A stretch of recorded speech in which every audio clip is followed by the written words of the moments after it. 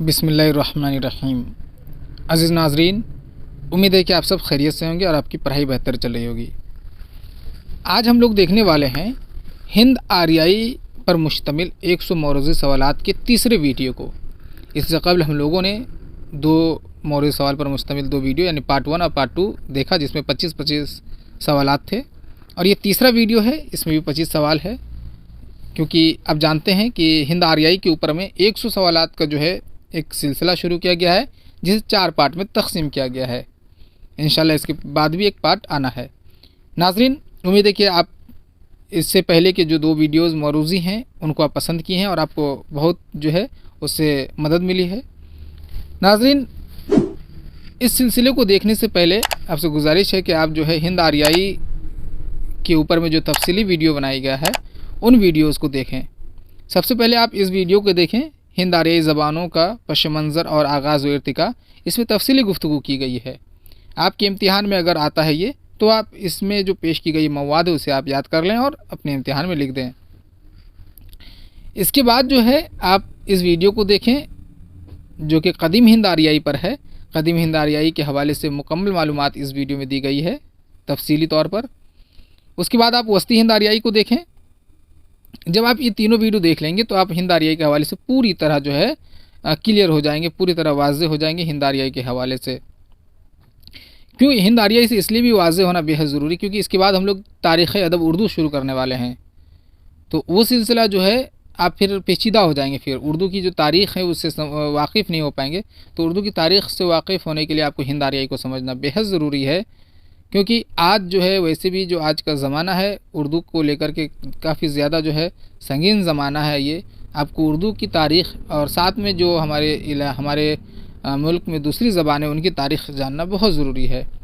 तो उसके बाद जो है आप जब उन तीनों तफसीली वीडियोज़ को देख लेंगे, उसके बाद जो हम लोगों ने ये सिलसिला शुरू किया है मौरूज़ी सवालात का, उसे आप देखेंगे तो मेरे ख़्याल से बहुत आसान हो जाएगा, निहायत आसान हो जाएगा। तो उसके बाद ये हिंद आर्याई पर मुश्तमिल ये जो सिलसिला है उसका पहला वीडियो है, ये इसे देख लें। उसके बाद फिर इससे जो कि दूसरा पार्ट है उसे देख लें, और आज इंशाल्लाह हम लोग तीसरा पार्ट देखेंगे। दूसरे पार्ट में हम लोग 50 सवाल तक देख चुके थे। 50 सवाल का जो जवाब है वो बाकी रह गया था, उसे मैं यहाँ पे क्लियर कर देता हूँ।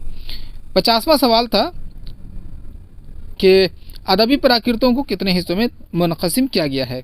नाज़रीन, इससे पहले मैं आपसे गुजारिश करूंगा कि अगर आप हमारे चैनल पर नए हैं तो चैनल को ज़रूर सब्सक्राइब कर लें, और अगर आपको ये वीडियो पसंद आता है तो आप इस वीडियो को लाइक करें। वीडियो के हवाले से अपनी कीमती राय का इज़हार कमेंट बॉक्स में ज़रूर करें, और अपने दोस्त अहबाब तक ज़्यादा से ज़्यादा शेयर करें ताकि वो भी इससे फैज़याब हो सके।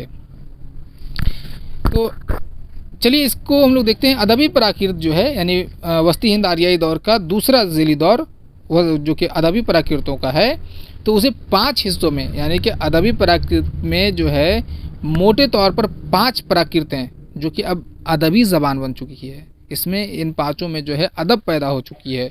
इस बात को अपने ज़हन में रखें, इसलिए इसे अदबी प्राकृत कहा गया है। तो सबसे पहली प्राकृत है शूरसेनी प्राकृत। उसके बाद मागधी प्राकृत। देखिए, इस मागधी को मैं यहाँ पे बता दूँ, मगधी भी लिखा जाता है, कंफ्यूज होने की ज़रूरत नहीं है, लेकिन मागधी ज़्यादातर है। बहरहाल अर्ध मागधी, उसका महाराष्ट्री, पेशाची। तो यहाँ पे शूरसेनी प्राकृत, चलिए इसके आगे के सवाल को देख लेते समझ में आ जाएगा। 51 नंबर, शूरसेनी प्राकृत किस इलाके की ज़बान थी? तो इसका जवाब है शूरसेन। ये शूरसेन जो है ये उत्तर प्रदेश में है और इसी इलाके में बोली जाती थी ये शूरसेनी प्राकृत। ये शूरसेनी प्राकृत जो है ये देखिए दूसरा 52 नंबर सवाल देखिए कि कदीम हिंद आर्याई दौर में जिस इलाके में मध्यादेशा बोली जाती थी, वस्ती हिंद आर्याई दौर में उसी इलाके में कौन सी प्राकृत का रिवाज था? तो जहाँ मध्यादेशा बोली जाती थी वहीं पे शूरसेनी प्राकृत का रिवाज हुआ।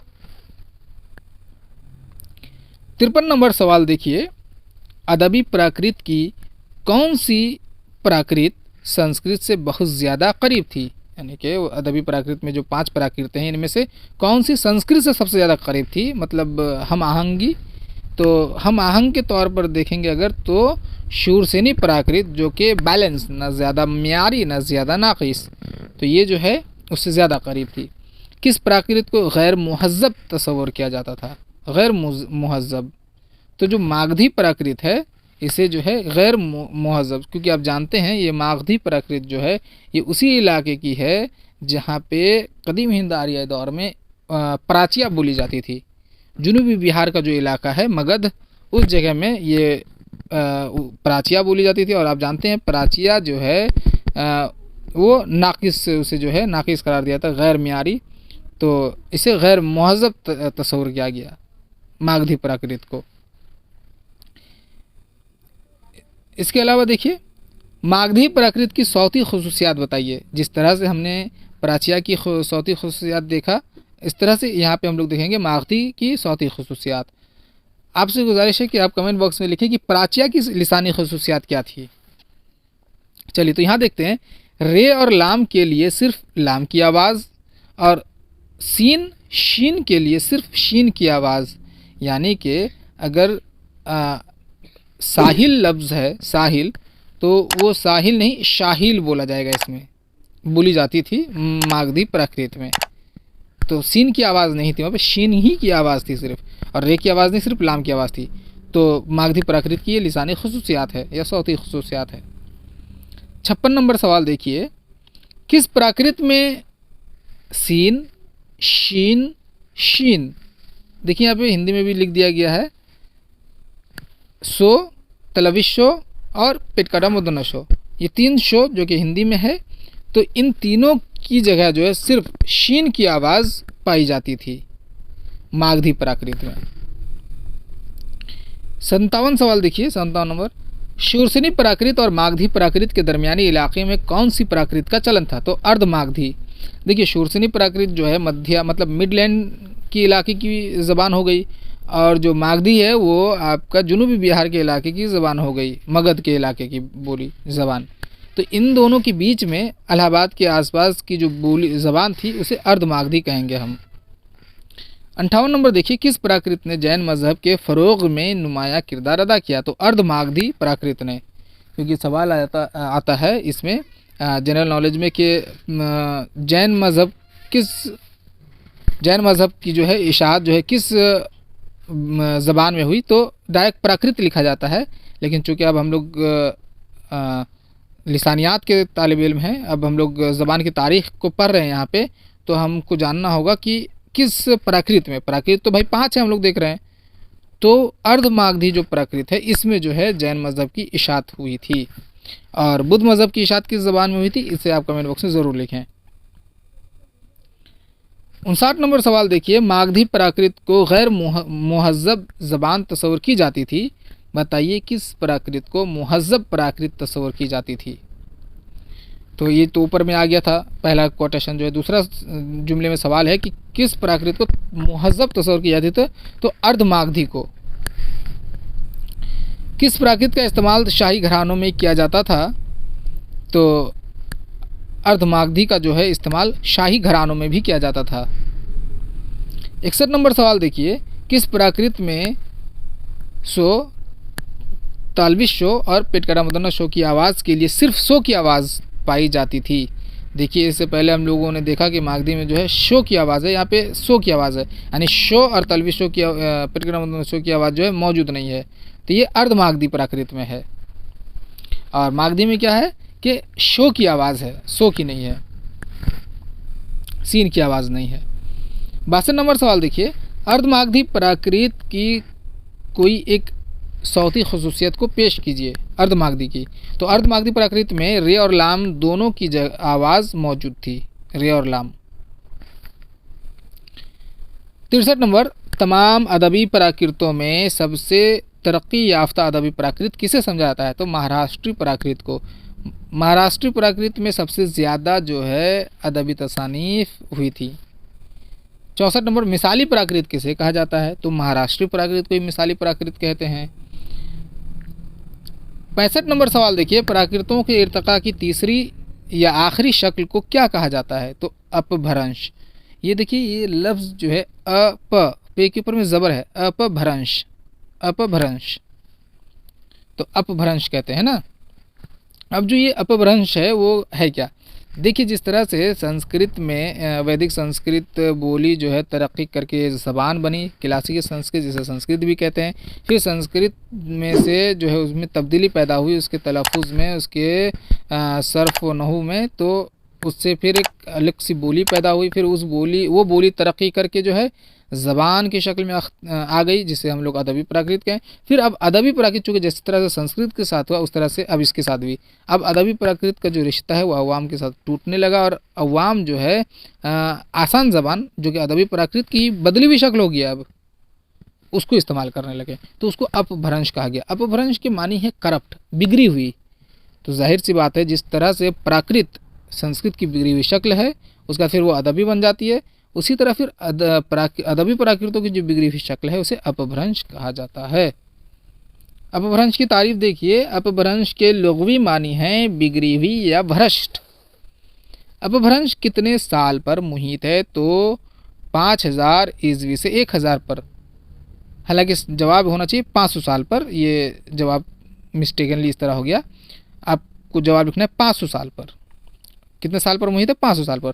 पहली प्राकृत 500 साल पर, अदबी प्राकृत यानी दूसरी प्राकृत वो भी 500 साल पर, तीसरी प्राकृत यानी अपभ्रंश का जो दौर है वो भी 500 साल पर, यानी कुल मिलाकर के वस्ती हिंदारिया दौर जो है वो 1500 साल पर मुहित है।